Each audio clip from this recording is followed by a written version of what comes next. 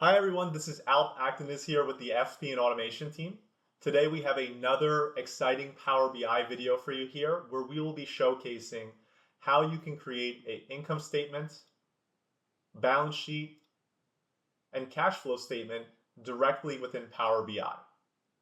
Now for those of you who are unfamiliar with financial statements within Power BI or are familiar with financial statements within Power BI, they can be quite tricky to create due to the complexity around the calculations that make up these financial statements. So for example, with the income statement, we have certain subtotals like gross profit, operating profit, and net profit that don't necessarily have data behind them, but require certain fields or certain accounts to be able to calculate them, like revenue and cost of goods sold making up gross profit, for example. We also have on the balance sheet the need to create running total balances, which is essentially showing us for a given month and year that we're looking at, what was the running balance, which is essentially the activity in the current month, plus all the activity prior to the current month. And finally, on the cash flow statement, the cash flow statement is essentially a combination of income statement and balance sheet accounts calculated in order to formulate it. And the biggest crux, which is probably the toughest piece to do, is ensuring that everything ties out. So for example, looking at the cash ending balance right here for January, we need to make sure that the cash ending balance for January will tie out to the balance sheet cash balance, and also making sure that the change in cash plus the beginning balance of cash, which is essentially the prior month, adds up in order to get our cash ending balance, ensuring that everything is tying out. So we're going to be showing you how to do that throughout this video, and in addition, along the way, we're also going to be showing things like how you can create measure tables, how you can create the ability to be able to switch between a local currency as well as a reporting currency value, which in this case, the reporting currency is going to be USD. So we'll be able to switch between both sets of values right here. And what we're also going to be doing is showing you how you can create these highlight colors right here for certain subtotal accounts. And then of course, walking you through the data model and of course the data that we are utilizing for this exercise, and specifically paying attention to the chart of accounts, which is really the key table right here in order to make the creation of these financial statements actually happen. So with that being said, let's go ahead and let's go to a blank report that we have set up, which contains the background already, the pages, the coloring, and then the core tables we're going to need. And we're going to be creating the rest of the calculations as well as the measure tables where we'll store our measures shortly within this video as we go throughout the sections. Now, before getting into the actual build out, let's go quickly to the data model and quickly talk about the setup that we have here. For our setup, we have three dimension tables. We have a calendar table, chart of accounts table, and organization table. And these three tables have one-to-many relationships or connections to our fact table or our transactions table, which contains all of our actuals detail. And again, you should have something similar to this, based on your system that you're pulling from, whether it's an enterprise reporting system, Excel, wherever you're tracking all your transactions details, it should look relatively the same. And each of these components right here are important for specific purposes. The organization, for example, is important to be able to bring on the currency so we can translate the local transactional amounts to USD, which is our reporting amount in this case. The chart of accounts is extremely important here because that's how we're going to craft our financial statements as well as set up our sort orders for our accounts. And then our calendar table, of course, is going to be utilized for time intelligence functions and being able to slice the data by time, like year, month, and quarter, and also being able to formulate a fiscal year and fiscal months if we do not operate on a regular calendar year, which goes from January to December. So let's now go to the actual table view now that you know the dimension tables and the fact table that we're using for this exercise. And I want to go ahead and start off by looking at the calendar table first. We'll save the chart of accounts for last. The calendar table is made up of a unique list of dates, and then of course we have the month name, which is being sorted. And again, if you're not familiar with how to sort data or sort specific names in non-alphabetical orders, you essentially need to have a unique number tagged to each unique name. In our case, we're able to sort our months in a non-alphabetical order, which would be from January to December in this case. So if I sort this, you can see January's 1st, February 2nd, and so on.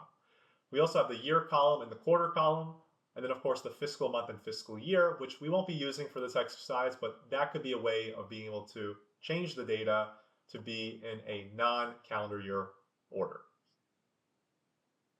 Next up, we have the organization dimension table that contains our organization keys connected to our transactions. We know what country each of these organizations represents, where we're operating. We know the local currency of that country. And then, of course, we know the subsidiary country combination. Our transactions table or fact table is essentially, a running list of all of our values. And we also have, of course, the ability to be able to aggregate this data, in this case by local and USD. And for the actual currency mapping, what we did was we joined on the currency from the organization table. We joined on the respective rate based on the month and the currency, of course, in order to calculate our reporting currency amount, which in this case is USD. And one important thing to note here, we're not going to be covering the actual joining of the data to bring on the rate. We actually have that in a separate video, which will have a link in the description below for you to check out. So please feel free to check that in case you're curious how to actually join on currencies in order to calculate a reporting currency based on a local currency amount. One other key thing I just want to mention here is the primary key. And the primary key is essentially our account ID or our general ledger account ID, which is linked to either an income statement or a balance sheet account. And that's what we're going to be linking to our chart of accounts in order to figure out what accounts belong to income statement and what accounts belong to balance sheet. And more than likely, you're going to have some sort of variation of the chart of accounts, which we're going to be taking a look at here. This is just to give you an idea of how you can set it up in a way that will work for you to actually create an income statement, a balance sheet, as well as a cash flow. So just to go over the fields we have right here, we have our primary key column right here, which is, again, a unique list of values. You can see there's 49 rows and 49 distinct values. We have the level 2 value, level 2 name, which is our lowest level of detail from a text value standpoint. So each of these keys right here is associated with a name. So 101 belongs to product revenue, 103 belongs to services revenue, and so on and so forth. And what we're doing is we are utilizing this level 2 column for our lowest level of detail in a readable format, in a text format, and we're sorting it based on our level 2 order right here. So our level 2 order is essentially ordering the data in a non-alphabetical way so that we can show our income statement in the correct way that we need to be able to report on. Level 1, of course, is going to be one more level up, so a way of grouping the data. So all the revenue accounts we're grouping to gross revenue, discounts to discounts, and so on and so forth. And then, of course, we have our level 0 column, which is essentially showing us our level 0 values, which is our parent values. So all the revenue accounts that roll up into revenue, all the operating expenses accounts that roll up into operating expenses, and then, of course, the sort order associated with them. We also have an operator column. This is going to come in later, which we're going to be using for the cash flow statement to be able to switch values, either negating them or just setting them as a positive value if they aren't already, in order to calculate the cash flow correctly. And then, of course, off to the right-hand side right here, we have some short descriptions around some subtotal columns. So you can see here that the calculation type is indicating if something's a calculation or not. In this case, this is a calculation, and then here's how it's actually calculated. We got a short little description of it. And then we have that subtotal highlight column, which is going to allow us to be able to highlight values as like that light bluish color that you were seeing before. And just to note on the statement, again, this is going to be how we're going to be able to flip between the balance sheet, the income statement, and the cash flow statement. So now that you understand the table that we're working with, or the tables that we're working with, let's actually get into the reporting build out. And again, this is the most important table right here, guys. You need to make sure that you have a chart of accounts table set up in a way where you can be able to create your income statement, balance sheet, and cash flow statement in the required method that you need. And there's going to be some sort of variation that you might change this to work for your organization specifically. So feel free to use this as a blueprint for your organization. So I'm going to head back to the report view right here. And our first key component is really going to be building out that USD versus local fluctuation right here. So we're going to start with the income statement. And the first thing that I'm going to want to do here before I actually get into building any calculations is I want to set up two tables. The first table is going to be our currency switch table. So I'm going to go ahead and call this table currency switch. And this table is going to have a column name called currency switch. And the values are going to be USD and local. And when I load this right here, this is going to load that table in memory. So again, this was a table that I created that's native to Power BI. Now again, you can have this coming from a separate data source. In our case, we're going to keep this within the Power BI report itself. The other thing that I'm going to do is I'm going to create my first table, my first measure table. And measure tables are very important, guys. It's a way of organizing your measures into different categories so you know exactly where to go grab them depending on what they are used for. So I'm going to use the Enter Data button on the Home tab again. This is going to create another table for me. I'm going to call this table Currency Calculations. And I'm going to hit load. I'm not going to load any columns on there, any rows. We're just going to leave it as a blank table, and we're going to keep that as is for now. Now, our first order of operations is we want to go ahead and we want to create a filter. And the filter that we're going to set up first is going to be that currency switch. So I'm going to go ahead now, I'm going to go to my currency switch table. And I'm going to add my currency switch right here. And you can see that right now it's in a list format. What I can do here is I can go to my Format Your Visual option.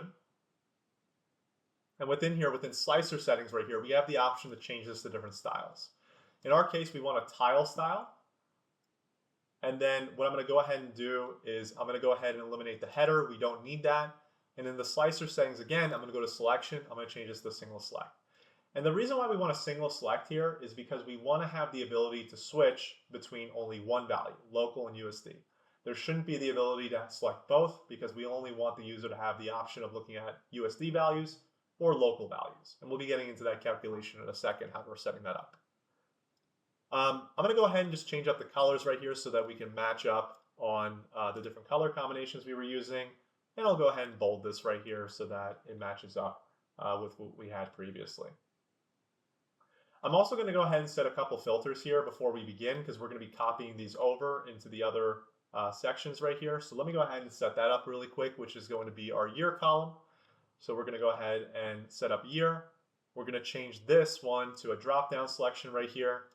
And we'll go ahead and we'll just expand this a little bit more and put the slicer heading on. And then I'm going to go into the general tab right here and take away the background, just so that it's not showing us a little white background that's taking up the background space right here. I'm going to copy this right here, and I'm also going to go and grab our country. So we'll grab our country column right here so that we have the ability to switch between different countries. And one thing that you'll notice is that that single select is still on. That's that little circle icon right here. I'm going to actually turn that off right here so that we can multi-select if necessary. I'll set this equal to 2020 in here for our example. I'm going to turn off the country and I'm going to set this to show everything. And one cool thing that you could do here is you can actually turn on select all as a quick way of being able to select all your values in case you have quite a number of values like countries, for example, on your data set. I'm going to go ahead and add the month field in here as well. And then now we have our month fields in here. We have our select all turned on. And then finally, last but not least, I'm going to go ahead and grab our chart accounts. And I'm going to grab our financial statement column right here. I'll go ahead and rename this to financial statements in the slicer header section. And I want to turn this one on in the slicer settings right here in the visual settings. I want to turn this one from a selection of multi-select to single select. And the reason why I want to do this is because I only want to be able to select one statement at a time. Another thing that you can also do is you can preset this just to be a filter visual right here so that the user doesn't even see this. That way they don't even have the option to be able to switch between income statement, balance sheet, and cash flow. For this purposes, we'll leave it here, but it's a good best practice to leave that kind of as a hidden filter so they can't change it. It's just preset to the actual financial statement itself. So now that we have this complete right here, our next thing that we're going to want to do is actually build out our currency calculations. So For our currency calculations, the first thing that we're going to be doing is we're going to be getting the amount fields from our transactions table, which happens to be the local and the USD amount. So we're going to be doing this step by step, and then we'll eventually craft the income statement, so you'll see how it all comes together. So the first thing I'm going to do is I'm going to go to the modeling tab right here. And again, you have different options for how you can add measures. You can right click here to add a new measure, or you can go to the modeling tab and select new measure. It's your preference, whatever is easier. I'll right click here to add a new measure for that table. And the first one that I'm going to add right here is, and I'll zoom in for you guys a little bit more, is going to be the local amount. And that's simply just going to be a sum of local amount right here. And for those of you not familiar with DAX, DAX utilizes columns and tables for calculations. There is something called row context where you can go row by row, similar to Excel cells. But for the purposes of this particular calculation right here, it's just important to note that this is essentially just the table right here, and then this is the column that you're referencing, and then we're summing it up. So very simple calculation. The next one that I'm going to do right here is I'm going to go ahead and grab the USD value or USD amount, or I'm going to copy this and I'm going to call this one USD amount right here. And the only thing I'm going to change is I'm going to change this to USD amount. So now we have two calculations. We have a USD amount and a local amount. And just starting off right here, guys, if I just add a table, so I'm going to add a matrix table right here. I'm going to change it to matrix. And I'm going to go ahead and pop in my local amount and my USD amount right here for 2020. So you can see here that the filters work like country. I can select Germany and we'll only see the Germany values. Italy, we'll only see the Italy values. And if I select all, I'll see all the values. But notice when I click on, for example, the currency switch slicer, when I switch to USD, nothing happens. That is because this is called a disconnected slicer. So we're actually not doing anything with it. But we actually do want to do something with it, which is create a calculation that allows us to switch between USD and local. So let's actually see how that is done. And before I actually get into that measure, one thing to note, if you want to be able to change the icon of this particular table from a table icon to a calculator icon, which is a measure icon, you can click hide right here. And what this does is this automatically changes this to a calculator icon, indicating that this is a measure table. And that's a great way of being able to organize your measures into certain tables based on the category they represent. Now, let's go ahead and let's create our first complex measure right here. And what we're going to do is we're going to go ahead and just copy that on here. That's going to be our currency switch formula. And I want to talk about this formula really quick so that you guys can understand how this works right here. So this formula right here is essentially a way of being able to allow us to switch between the USD amount field we created and the local amount. Now, one important thing to note here, this is how this works, and I want you guys to see this in action. I'm going to comment this out for a second so that you can see how this works right here. When you add in the currency selection, which is a variable right here, and a variable is just basically a name that you're storing some sort of formula in. And the formula we're storing here is selected value. Selected value is kind of like an if statement. So the condition is if there is one value selected for this particular column on this table, then we're going to show it. If there is not, there's multiple values, then we will default it to a certain value, which in this case will be USD. So if I hit enter right here, and I add this calculation right now to our formula, notice that it's set to the value of local. When I change this to USD, it's going to be set to the value of USD. So essentially, it's mimicking whatever the single selection is we have on our slicer right here, which is a great thing because now it allows us to build in additional logic that allows us to be able to switch between a local and a USD value. So in order to do that, I'm going to go back to my measure right here that we just created. I'm going to eliminate line number 4 right here, and I'm going to eliminate these commentaries right here, which are the asterisks and the backslash.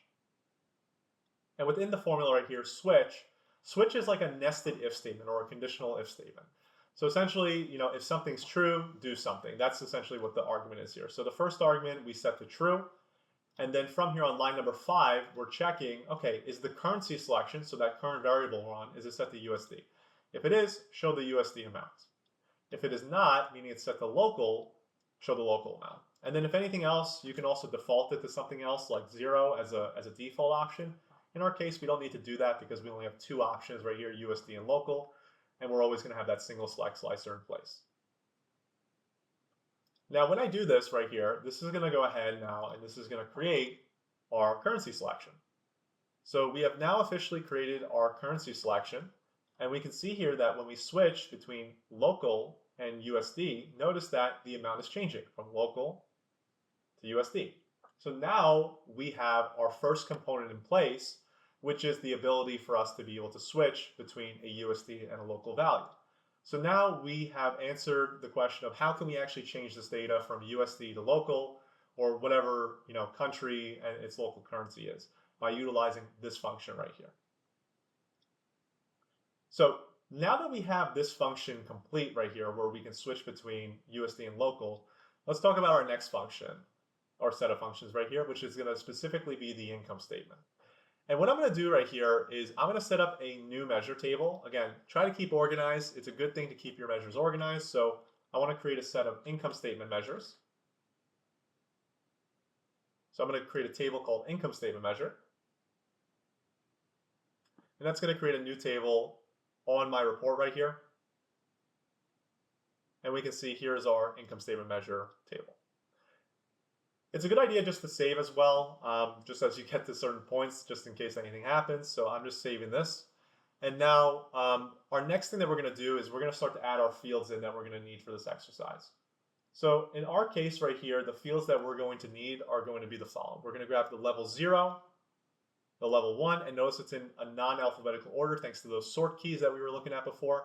Again, how do I know that? Well, if I click on the column right here, I go to the column tools, sort by column, we can see it's sorting by this level 0 order right here. We're also going to grab the level 1 column right here as the next level down, and then finally level 2. So as we drill in, for example, operating expenses, we can drill down all the way and see all of our breakdowns of different accounts. But notice that the gross profit, the operating profit, the net profit, and the EBITDA are nowhere to be seen. And that is because we don't have any particular measures set up to be able to show those values, because they don't exist. They are not actual data values. They are just calculations. So it's our job to be able to actually build out those particular calculations. And we'll do them one by one so you can see how they work. So what I'm going to do here is I'm going to now switch to our income statement measures table, and I'm going to create a new measure. And the first measure we're going to be creating is going to be our revenue measure. And let me go ahead and expand this right here so that you can see this.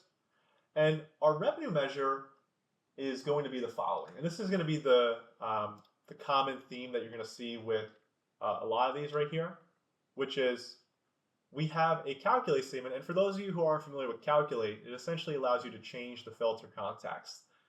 It's almost kind of like a sum ifs, average ifs, or max ifs, or count ifs formula.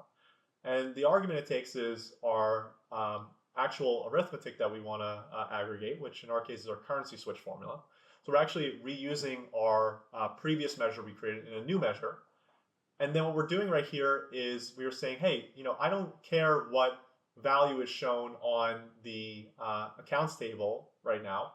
I want you to show me only revenue. So we're going to eliminate what's called the filter context, so the ability to filter our data down to a particular count based on that primary key column. And we're going to set everything equal to level 0 equal to revenue right here. And take a look at what happens when we do this. When I add this right here, again, I'll just hide this column so that this is no longer here. We can see here that revenue gets shown multiple times, and we can actually start to see gross profit. So gross profit didn't have any data, neither did EBITDA, neither did operating profit, and neither did net profit. And that's okay. So we're going to be using these sorts of measures right here. We're going to create individual ones as stepping stones to be able to create these gross profit, EBITDA, operating profit, and net profit calculations. So now that we have built that first measure, let's go ahead now and let's create the next set of measures right here. So in our case, we're going to go ahead and we're going to create our next measure, which is going to be our cost of goods sold. And cost of goods sold is essentially the same sort of idea right here. We're going to change the name of this, and then we're going to go ahead and change this to be COGS. And when we do this right here, it's going to be the same sort of concept. So we're going to see COGS, there's revenue, there's COGS, they are tying. There's the USD amount right here. Again, based on the selection, if I switch this to local, it changes to local. If I switch this to USD, it changes to USD. And after doing this, what we're going to do is we're going to go ahead and we're going to create our gross profit. So that's going to be our first subtotal measure right here. And notice that, we have negative values for our expense accounts and our cost of goods sold accounts. So rather than subtracting, we're going to add in order to calculate what gross profit is going to be. And gross profit, funny enough, is just going to be revenue minus cost of goods sold, exactly like this. So we're taking the measure from revenue, the measure from cost of goods sold. Again, those measures are made up of the currency switch measure in order to equal gross profit. So after creating gross profit right here, there is our gross profit. And I actually have to just make this a plus sign right here. That way we get the correct gross profit in place. So now when we add these two together, 65 million added to the negative 9.5 million, we get 55 million right here. Our next measure right here that we have is going to be operating expenses. So we're going to next be calculating operating profit. So for this one, I'm going to go ahead and get my operating profit or operating expenses right here. And for this one right here, we're going to go ahead and grab our operating expenses, which is, again, essentially going to be the same sort of formula as we had before for cost of goods sold and revenue. In our case, we are eliminating the value COGS from here and replacing it with operating expenses. And now when we show operating expenses, that's going to be our operating expenses right there, 15.297 million. Now the next measure that we have right here, this is going to be EBITDA. And EBITDA is essentially just taking our gross profit plus our operating expenses in order to calculate EBITDA, which is earnings before interest, taxes, depreciation, and amortization. So I'll simply be doing that right here, which is EBITDA, and that's gross profit plus operating expenses. So I'll fast forward through these. You can see that it's essentially, us being able to build out each measure right here so that we can get to the correct subtotal calculations for gross profit, EBITDA, and eventually operating profit and net profit. So I'll do the next set of measures right here as well. We got depreciation, amortization. So depreciation right here is our next one.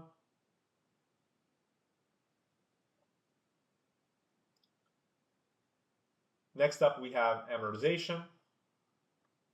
Go ahead and grab this one right here. And another advantage just to kind of point out right here by doing this is you actually get these particular measures as ways to be able to, start to build out trends of your data. So showing, for example, depreciation amortization by month. So you can build out trend charts. And it's very easy to just drag and drop these measures to perform certain calculations or certain views in the way that you want. So they do have dual purposes aside from being able to create just our calculations right here. We're also using these to be able to build out visualizations if we wish. So another good practice right there by having this set up. So operating profit, it's our EBITDA, and EBITDA we know is gross profit plus our operating expenses, and then plus depreciation and amortization to get our operating profit. So I'll add the operating profit right here so you can see it. That's just essentially the calculation right here of depreciation and amortization. So you can see right here, if I look, those two values subtracted or added to each other give us our operating profit. And we have three more measures on here. We have our tax.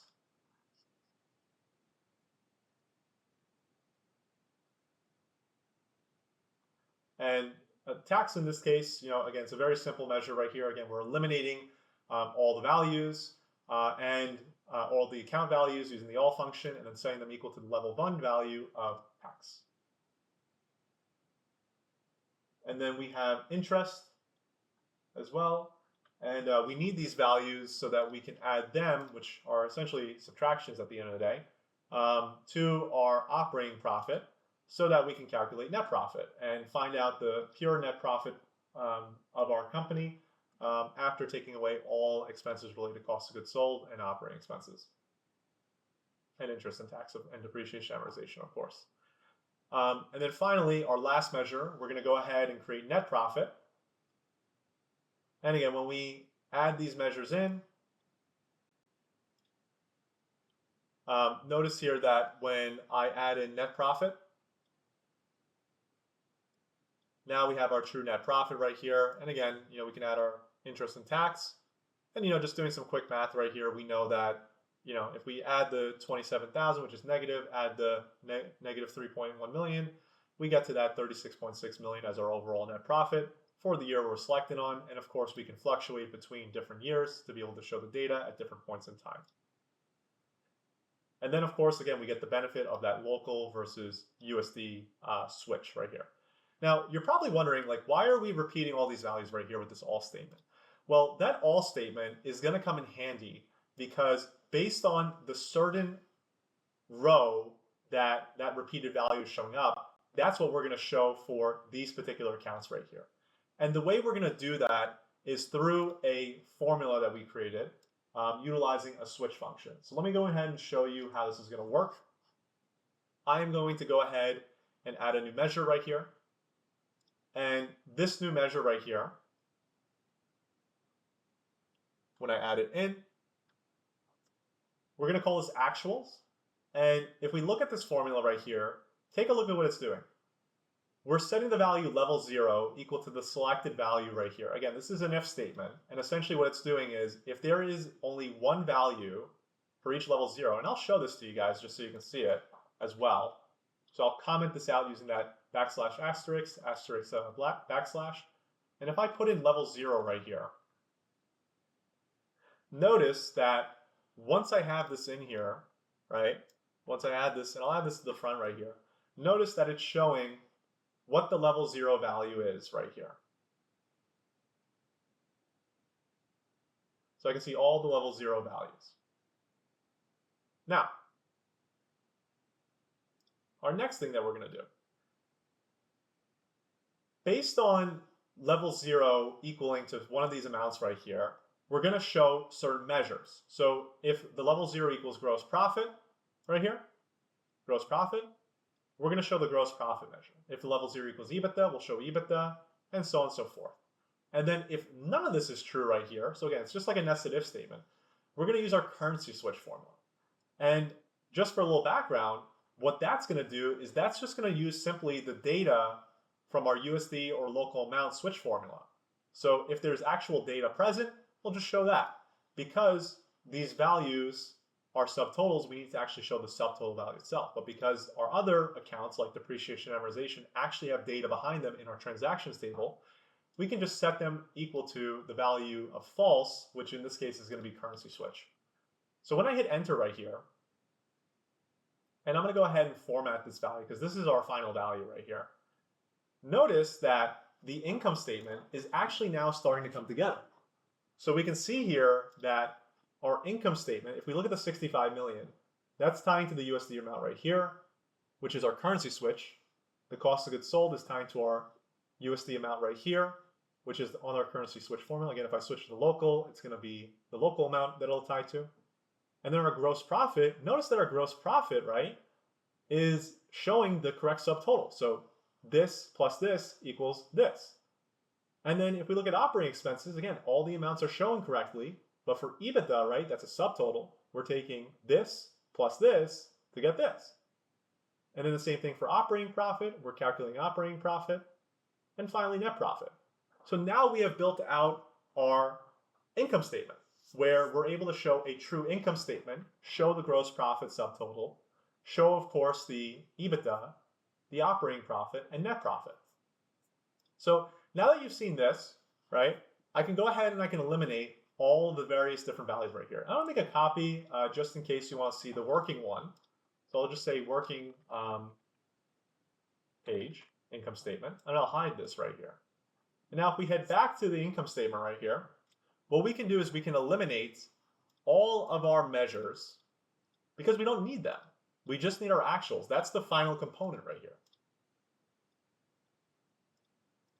So after eliminating all these, we now have our income statement. And what we can do here is we can show this, for example, by month. So here's our income statement by month. There's our total, and then here's our breakdown by month. And everything is calculating accordingly. This plus this equals this. this plus this equals this, this plus this equals this plus this, and this equals this. And we really just need to add the aesthetics on here. So a couple things we're going to do is we are going to go into our Format Your Visual section, and within the row subtotals here, what we can do is we can go ahead and for level 0, we can turn that off. And that's going to eliminate the row subtotals right here. So that our net profit is the last line that shows. And that's important so that we don't show a total line. Again, from a format perspective, it just doesn't look clean. So now we have that set up. The last thing that I'm going to do is I'm going to create another measure. And this other measure that we're going to create is going to be called Income Statement Highlight. And this measure has a special purpose right here. That's going to allow us to tag which of these values right here are subtotals. And if you remember, we have a highlight type column. And the highlight type column can either be 1 or 2. 1 representing, of course, a non-subtotal account, and 2 representing, of course, a subtotal account. So when I add this right here, and let's go ahead and add this measure in.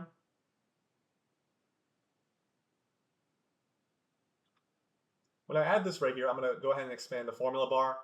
This is set to the value max subtotal highlight. And now when I enter this, I'll show you guys how this looks like on the actual report itself. I'm going to take away the month name for a second, and I'm going to add in the highlight right here. And notice that 2 appears on gross profit, EBITDA, operating profit, and net profit. That's because those are subtotal accounts. 1 represents a non-subtotal account right here. So now all we have to simply do, let's eliminate this measure, is if we go into the Format Your Visual option and we scroll down to Cell Elements, we can go here, and what we can do is we can go ahead and add some background colors. And what we'll do is we'll change the background color using this FX icon. And instead of using the actuals, we're going to go ahead and use the income statement highlight. And what we're going to do is instead of using a gradient format style, which is essentially looking at, between certain numbers, if it falls in there, highlight a certain color, we're going to use rules. And the rule right here that we're going to have is we're going to set this equal to, instead of a number, or instead of a percent, we're going to set it equal to a number. We're going to set this equal to 2, and we're going to change this equal to this sort of light green highlight right here. And one important thing to note, in order to capture the data or the highlights at the subtotal level as well, you need to have values and totals turned on. So make sure you have that on as well in order for the actual highlight to work, or it won't. And now when we do this, what this is going to do is this is going to create those subtotals that you can see right here. And now if I go and add on my month name, we now have our first component done, which is our income statement.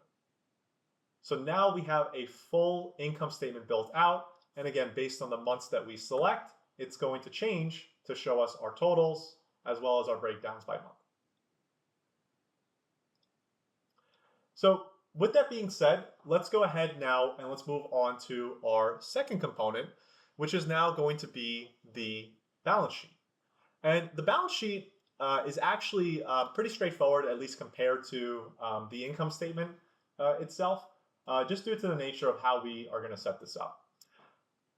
So what I'm going to go ahead and do is I'm going to go ahead and be a little bit lazy here. I'm going to hit the Control A key.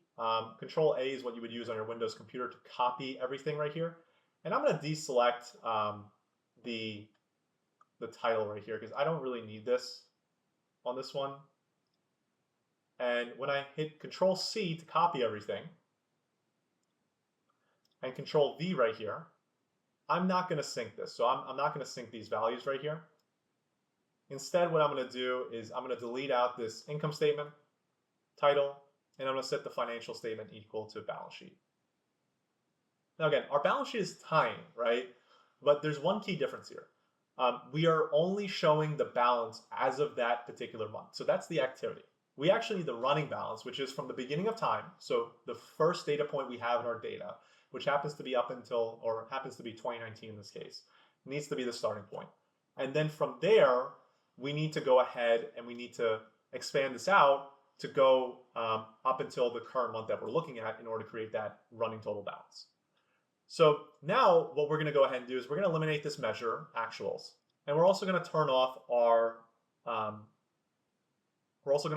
cell elements right here, which it should be turned off already. And last but not least, I'm going to go ahead and create a measure table. And what we're going to do is we're going to call this balance sheet measures so that we can store our balance sheet measures in a different location, not in our income statement. And the reason why we want to do this again is to keep organized.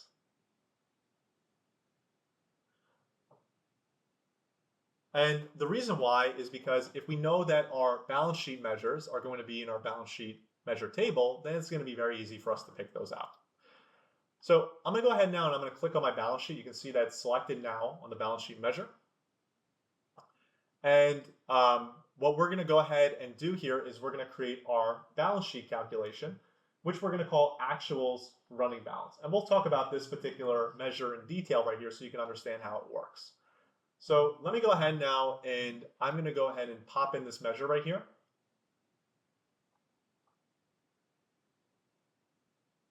And here's our measure, actuals running balance. Now let me just explain how this works in a bit of detail. We're going to take our currency switch measure as a starting point. And that's fine, right? Our currency switch is going to be our great starting point for this. And that's going to allow us to be able to essentially be able to take the currency switch, which is going to be that USD to local switch that we were doing before, and use that for our summation. For the line number 4 through line number 6 right here, this filter all calendar and then calendar date less than or equal to max date, this is going to be how we create our running total balance.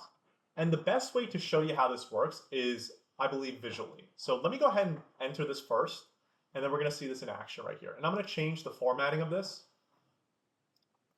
to be in 0 decimal format. And before I show the balance sheet right here, I'm going to go ahead and I'm going to eliminate the level 0, 1, and 2. And what I'll go ahead and do is I'll move my month name to rows for a second so that we can see this in action. And then I'm going to use my year as the next level right here, and then drill into months. Now what I'm going to do is I'm also going to include 2019 because I think it's important that you see from the beginning of time how this works. So let's start off by first adding in the currency switch formula that we have right here. And again, this is for the purpose of showing you how this running total measure works so that you understand it. So if I go ahead now and I add in my income statements right here, or my balance sheet measure, I'm going to go ahead and pop that in right here. And I'm also just going to hide the column 1 right here so that that's eliminated. And now, interestingly enough, right, what you can see, here's how the measure works. Take a look at the values that we see right here, right? So the starting point for January on our currency switch, and again, remember, this is just basically the activity in that month. So we're not doing any sort of filtering or anything like that. We're just switching between local and USD, and then it's just showing us what happened in that given month. So the total amounts. So the total amount here was 553 million. The next amount was 5.5 million. The next amount was 3.7 million. The next was 2.7 million, and so on and so forth. On our actuals running balance, notice that the 553 million is the starting point, but then it jumps to 558. And that's because of our running total balance measure right here. And I'll just go ahead and show this really quick. Let me go ahead and just bring this down a little bit so that we can see both side by side. And essentially what this is doing right here is this. It's saying, hey, on February, I know that we're supposed to be showing 5.5 million as the February value, but because of the all function right here, and all what that does is that eliminates filter context for that given table that we're looking at. All that means is for any column that you place from your given table that you have an all function wrapped around, we don't care what that's equal to. It's always going to be equal to everything. So regardless of the years you have selected and the months you have selected and the filters you have selected on your slicers, we're going to show the total amount no matter what. However, if you have in your second argument of filter an expression, and again, this is a row context expression. Essentially what we're doing is going row by row. We're checking each row from our table right here. And we're saying, hey, for each date within our current filter, for each date within our entire calendar table, because we're looking at every date right now, check and see if it's less than or equal to the max date right here.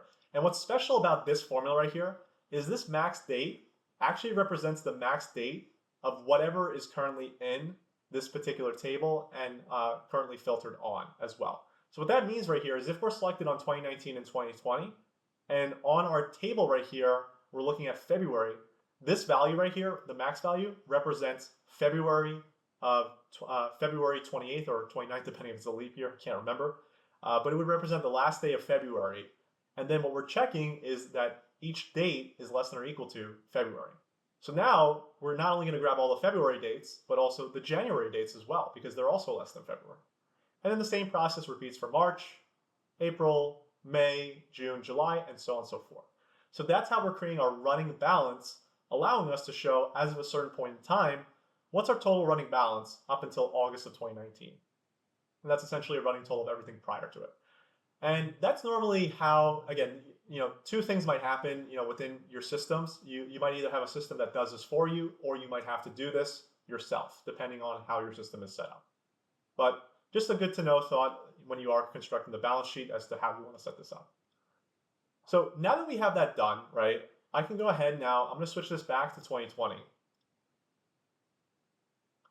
And what I'm going to do is I'm going to add the month right here. And I'm going to go ahead and eliminate the currency switch. And now we can see that here's our actual balance sheet, which is really just the total. Those totals that we were looking at, it's really a breakdown of assets, liabilities, and equity. Now, again, the most important thing is you want to make sure these things tie, of course. There are situations where they might not tie within your system. One example being you might not have retained earnings coming through your system, so therefore you'll need to calculate that. We'll do another video on that, but for the time being, we're making an assumption that retained earnings was calculated within the actual data set itself. So therefore, we just brought it in, and we're just making sure that everything ties out. And you can see based on our hierarchy right here, level 0, 1, and 2, that everything is adding up correctly. These three values are equaling the current assets. And again, because we turned off those subtotals in our row subtotal section right here, we don't see the subtotal. Again, we can see it. But again, it's just a summation. It's not worth it because we want to make sure that we don't show anything that doesn't make any sense. So therefore, we're showing liabilities and equity tying to assets, of course. So another thing just to keep in mind on here, just to point out, notice that the total right here is equal to the last value, which in this case is December right here. Now, one thing you can do is you can eliminate column subtotals, or you can keep them on, all depending if you want to or not. But essentially, what this formula does is it produces the last value based on the current date selection. So if we're selected on 2020, the last date is technically December, so therefore the total value will represent the December value. If I change this and I eliminate December, the last value will be November, and so on and so forth. So I'll go ahead and keep this right here. And now we are all set to go on our balance sheet. So that is now 2 down and our last one to go, which is going to be our most complex one.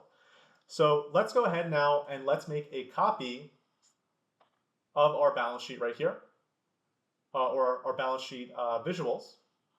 And again, we're going to use that as a starting point for our cash flow statement so that we don't have to go and create all those slicers again.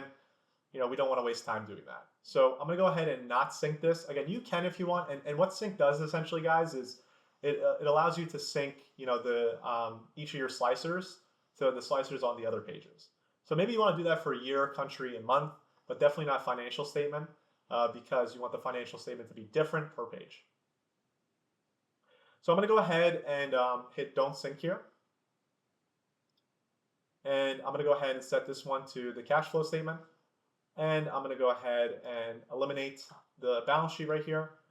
And I'm also going to just go ahead and add in our 0, 1, 2, or eliminate the month for the time being. We'll come back to that in a second.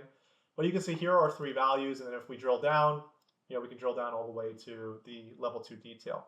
Now, for our case right here, we are not going to need to have all 3 of these levels because it really made sense for the balance sheet and the cash flow statement, but I'm sorry, balance sheet and the income statement, but not for the cash flow statement. So I'm going to only be keeping level 1 and level 2. That's all we need.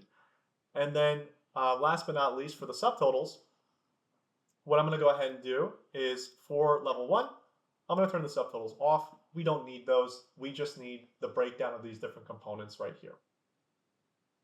Now, before I get into the cash flow, I'm going to go ahead and just make a copy of the balance sheet for you guys, a working copy.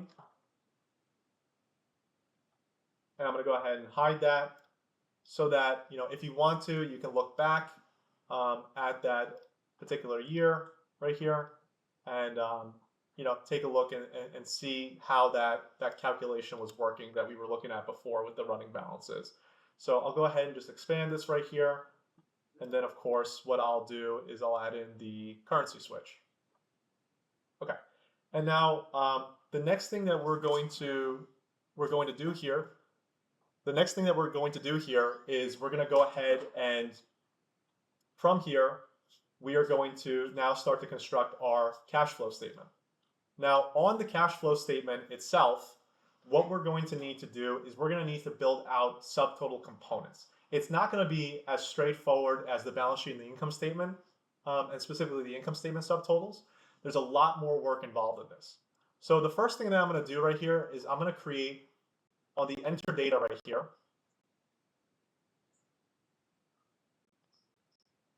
I'm going to go ahead and create a cash flow measures table.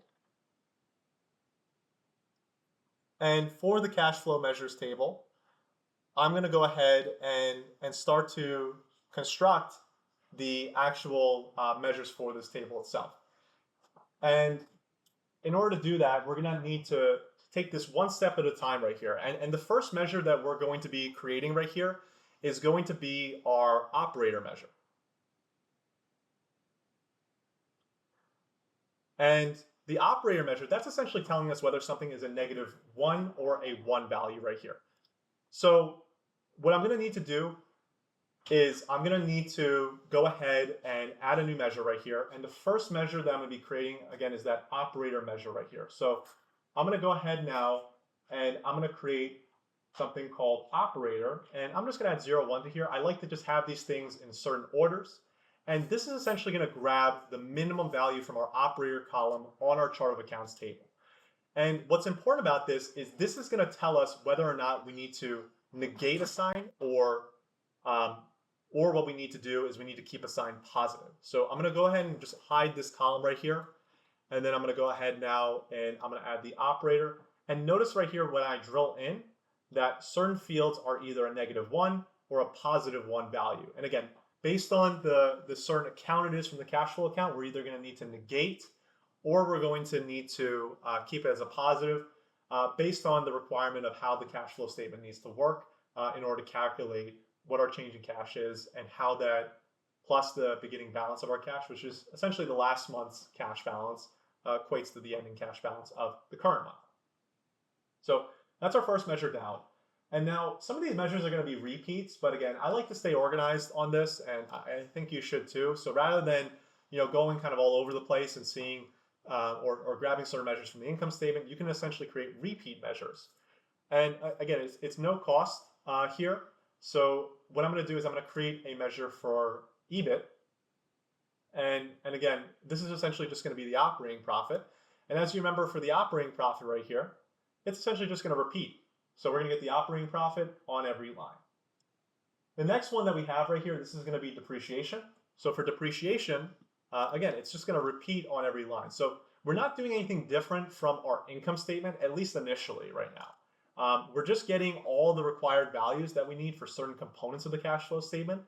And then based on the line that we're looking at, we're going to go ahead and we're going to go and add or use that particular measure in that particular section in order to be able to calculate what the depreciation, what the EBIT is, and so on and so forth. And of course, multiplying it by the operator as well. So I'm going to keep going right here. Next up, I'm going to go ahead and grab the amortization. So there's my amortization right here. And then the next thing that I'm going to do right here, before I get into the inventory, I'm going to show you guys a measure right here that we just need to create.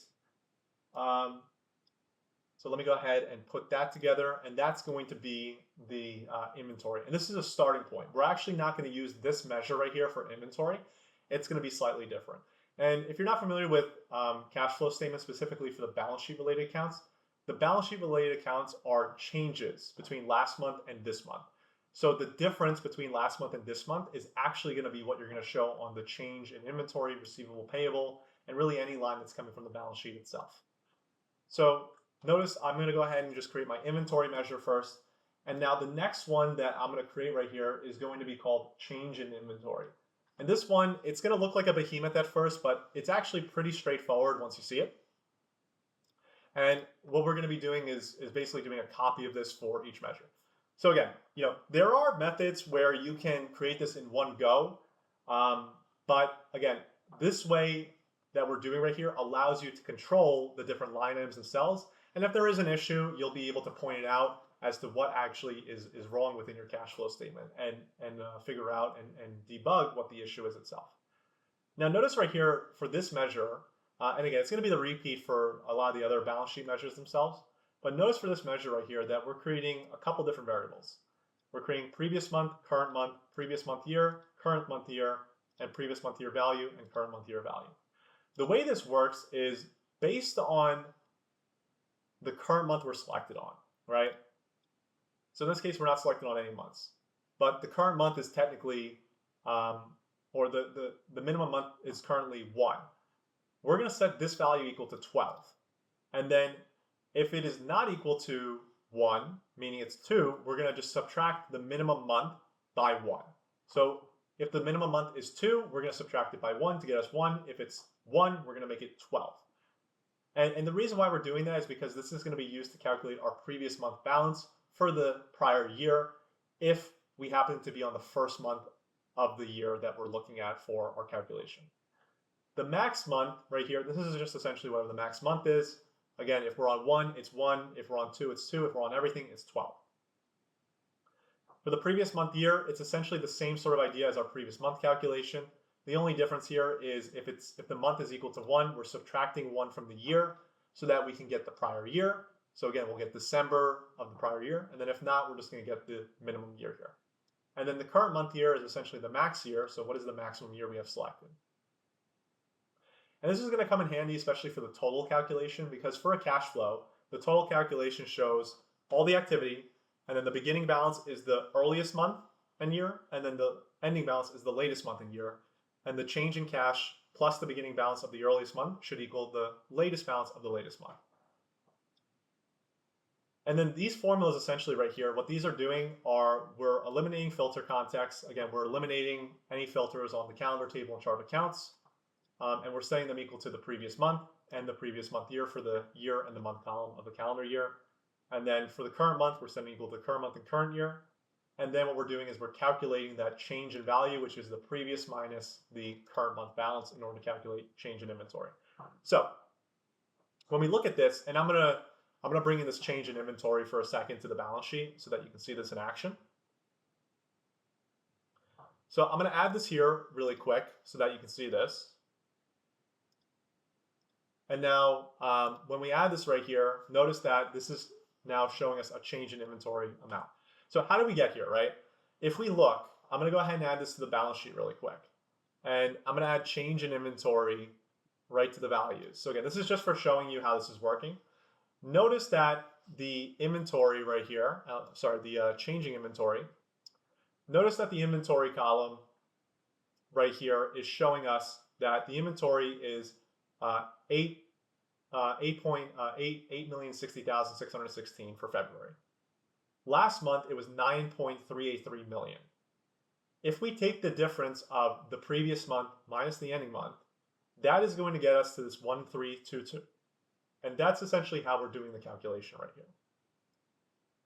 And then it's just basically rinse and repeat for the other amounts right here. So if you want to be able to calculate change in or change in receivables, we first build the calculation for accounts receivable.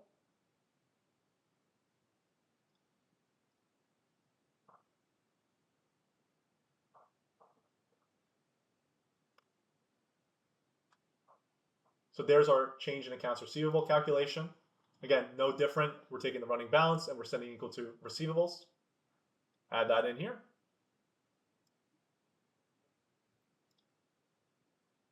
We next have our change in payables, or our accounts payable calculation, and then we're going to get into the changes themselves. There's our accounts payable calculation. Again, no different. Again, you'll notice that a lot of these are repeats right here, but again, you have control now over this. So if there is something wrong here, you will know what measure is causing the issue and be able to debug. So if you're trying to tie to a system or you're trying to make sure things are calculating correctly, you can at least isolate where the issue is occurring rather than working off of one value itself. Next up we have here is our change in accounts receivable. Again, I won't spend too much time on this one because you have just seen how we calculated for the inventory, and it's the same concept. And then next up we have our change in accounts payable.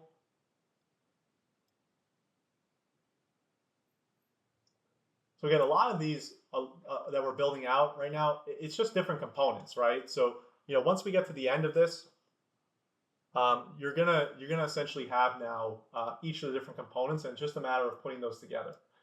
Now the next one we have right here is plant. So we've completed all the operating activities. So now we're moving on to the investing activities section right here. So we have all these components built out. Next one is the investing activities. And the first one we have here is called plant. And after creating the plant measure, again, I'm not going to go into too much detail on this one for plant, property, and equipment. I'll spend some time actually on the property because there is a component that we're going to need to do there that is a little bit trickier than the other two. But for the most part, all we're doing is we are just essentially adding on this, adding on these measures right here, and then we're eventually going to do our change in property, and then our change in, in our long-term debt and investment values as well on here. So I'll add in my equipment right here for the next one.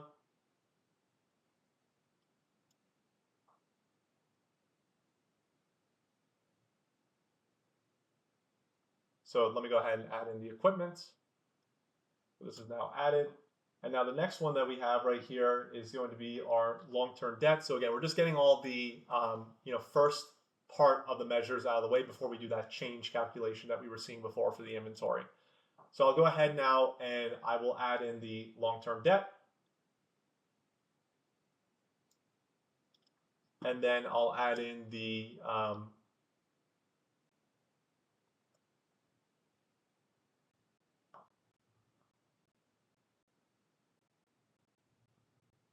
we'll add in the investment for sale right here as our next one.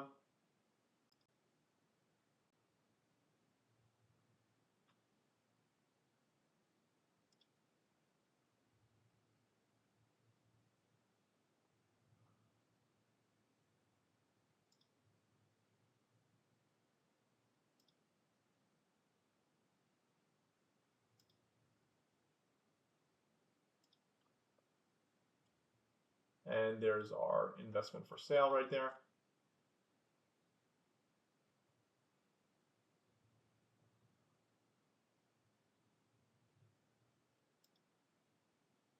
And then the next two that we have up before we get into the actual change calculations themselves is going to be our interest paid as well as our tax paid right there, which are the last two. So once we have like each of these different components in place, this is going to allow us next to be able to set up our operating, investing, and financing activity calculations, as well as our net change in cash, and then our cash balances as well. And the taxes paid and the interest paid are pretty simple. It's just a copy of the interest calculation we built out and the taxes calculation. And again, just for the purpose of knowing, what components are used for the cash flow statement itself. So now what we'll do is we'll get the change in property. And I want to talk about this one in a little bit of detail. Again, it's the same sort of idea. We're taking the previous month balance and then adding it to the current month balance.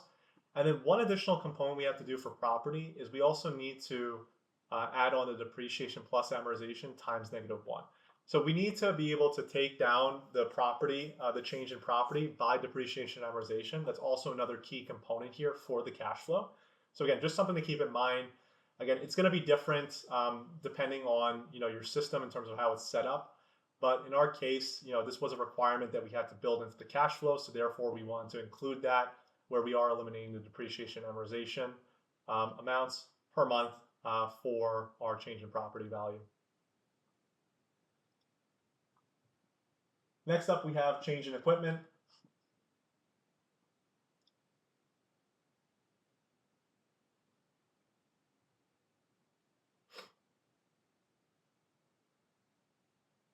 And for change in equipment, we are essentially just doing that same sort of previous month minus current month calculation that we had here. And then for the next measure right here, it's going to be change in plants. And then we have our long-term debt and investment sale as our next set of measures that we're going to create. So again, you can see there's quite a number of measures here, but again, the great part about this here is that whole control around the measures themselves. So again, this is one method. There's many different methods that you can use right here for constructing the cash flow statement. But this allows you to have control line by line around everything that you want to be able to set up right here. And the next thing that we're going to be doing right here is we're going to go ahead and we're going to do our last change measure before we get into the cash measures themselves. And that is going to be our change in investments for sale. And again, that's previous month minus current month right here. So now that I have done that, now what I want to do is I want to set up our cash measures. So the first thing I'm going to do is I'm going to set up a measure for cash. And for cash, it's going to be slightly different from the previous minus ending month balances because we want to show the beginning balance, which is the previous month, ending balance, which is the current month, as our lines right here on the cash flow statement. So our cash right here is essentially just setting the value equal to cash. And I'll add on these measures right here now that we have these complete so that we can see them in action. And again, we're going to go one by one on this. Again, there's quite a number of measures in place on here.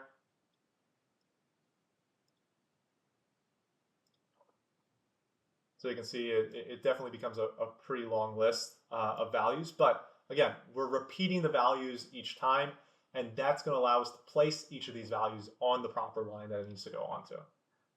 So now we have next up our cash beginning balance. So our cash beginning balance is essentially going to be just our previous month balance based on the time frame that we're selected on. So if we're selected on 2020 and the month that we're selected on is February, then the cash beginning balance is going to be January of 2020 because it's going to be looking back 1 month.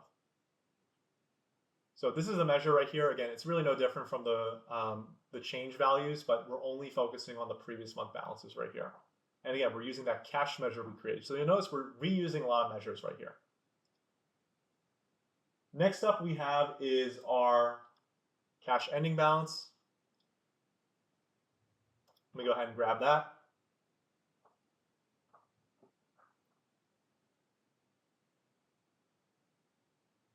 And then on here, I'm going to go ahead and finally, I'm going to go ahead and add in those cash beginning and ending balances measures. So now we have all the different components out of the way, right? So we have set up all of our components, cash beginning, cash ending, everything has been set up. Now, the next thing that we're going to want to do right here is we're going to want to set up our cash flow detailed accounts. That's going to be our first component right here. So I'm going to go ahead and I'm going to create a measure called cash flow detailed accounts. And this is going to be a switch function. Essentially what it's going to do is based on the account value from our level 2 values, right? So level 2 is that second level of our hierarchy.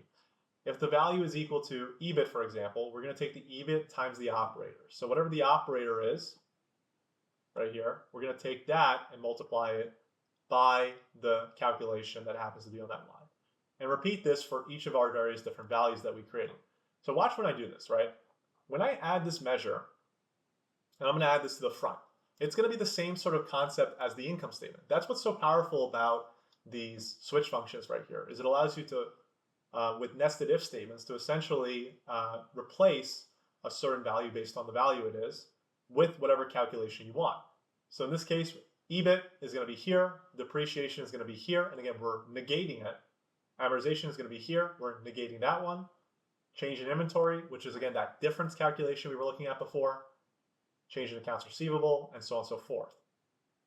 And now it's a matter of just building out these subtotals right here. So we got to build out subtotals for operating activities, investing activities, financing activities, and change in cash. So we're almost towards the end here, guys. And then we're going to be able to formulate our cash flow. So the first thing that I'm going to do is I'm going to focus on our cash flow from operating activities, which is going to be measure number 26 here. So on this one, I'm going to go ahead now and I'm going to go and add on measure number 26. And measure number 26 right here is going to be cash flow from operating activities. And essentially what we're doing is we're taking all the operating activity lines and adding them together.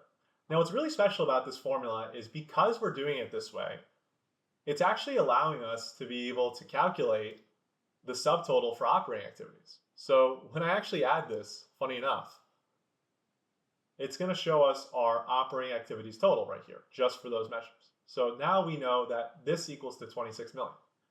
And all we're doing from here is we're essentially just repeating the process for investing activities and financing activities. So if I grab now measure number 27,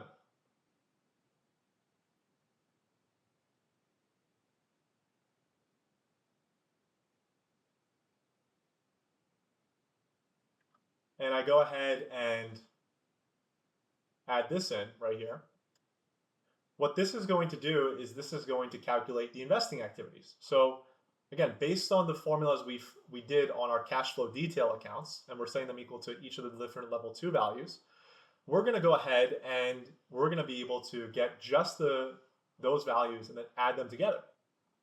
And then finally, well, I should say almost finally, we have our financing activities. And the financing activities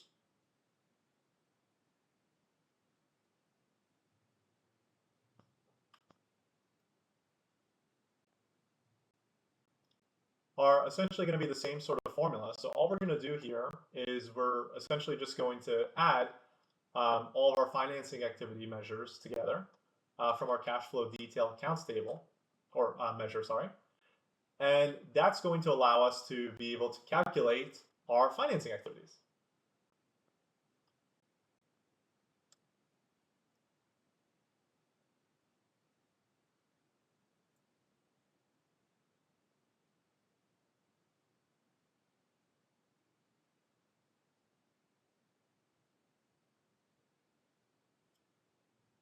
So now that we have measure number 28 done, which is our financing activities measures, we can start to see the components starting to come together. So we got our subtotals.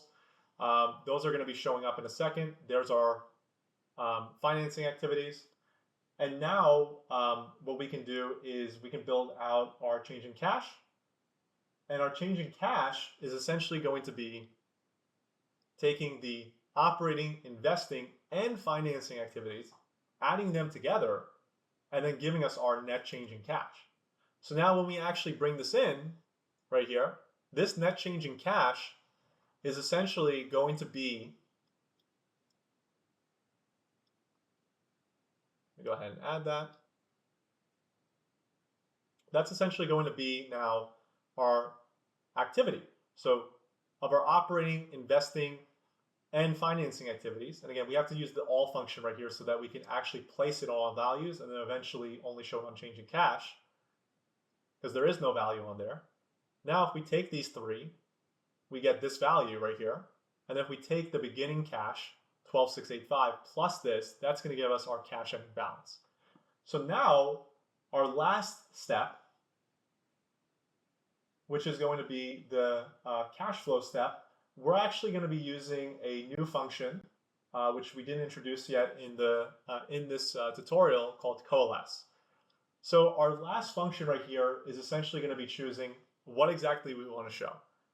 So what I can do right here is essentially all I'm going to be doing is I'm just going to be taking this function right here, coalesce. And the way this coalesce function works is if this value returns a blank or does not return a blank, we're going to show this value right here. So if our cash flow detail accounts measure doesn't return a blank, we show that value.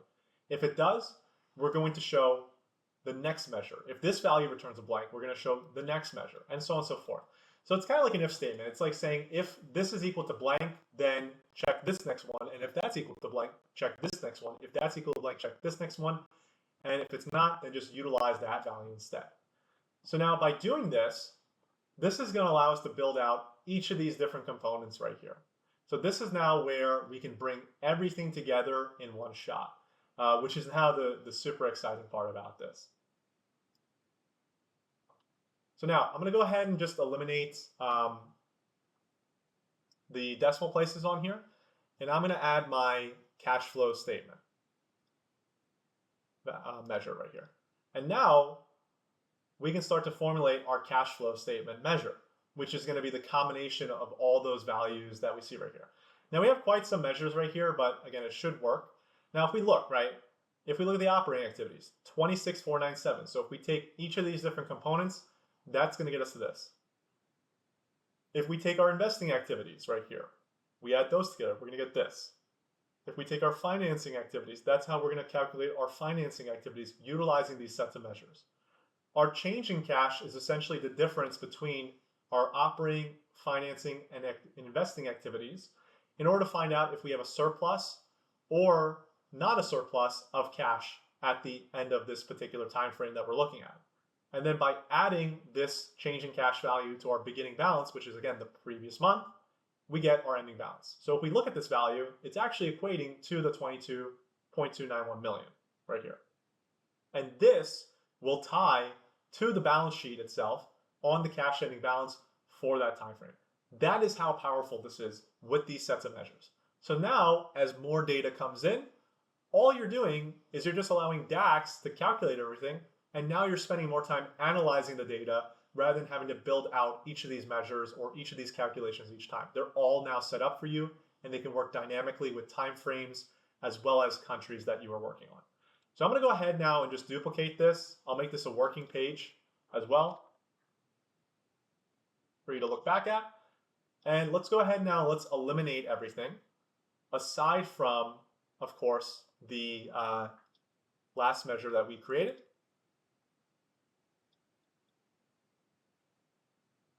Again, quite a number of measures right here. And now, after doing so, the next thing I'm going to be doing is placing my month column.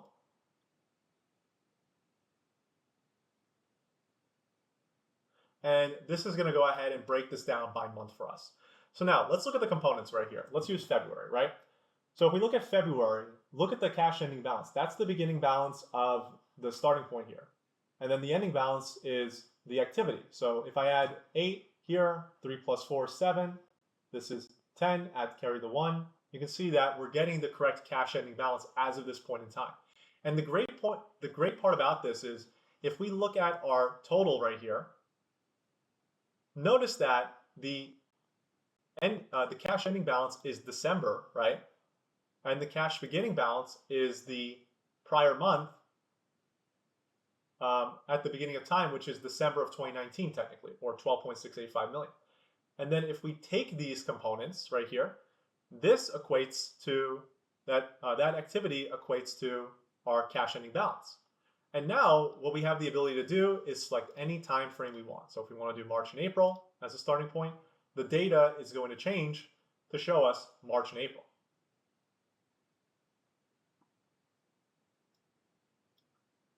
If we want to be able to flip between a different country, we can also flip between the different countries. So maybe we want to just look at USA, for example. And now what's going to happen is the data is going to filter down to just be focused on the USA related country only, allowing us to be able to just look at USA as a whole only. So I'm going to switch back now to the full year. And Now you have your 3 financial statements all set up in one place and all working concurrently together. So your income statement and balance sheet are being used to calculate the cash flow. So I hope you guys enjoyed this tutorial. This was really, really fun making this. Really looking forward to your feedback on this. Again, please feel free to like and subscribe if you like this content, and be sure to check out our other videos as well as our content in the links below. And also, if you also want to be able to check us out, you can find us at fpandautomation.co. I'll leave a short description of that in the video itself. And thank you again for watching this video. And this is Alp signing out.